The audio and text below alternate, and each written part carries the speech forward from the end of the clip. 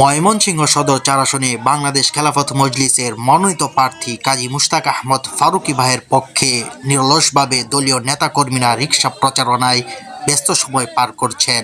আগামীর বাংলাদেশ সাধারণ মানুষের বাংলাদেশ, অধিকার আদায়ের বাংলাদেশ গড়ে তোলার লক্ষ্যেই তারা মাঠে কাজ করে যাচ্ছেন।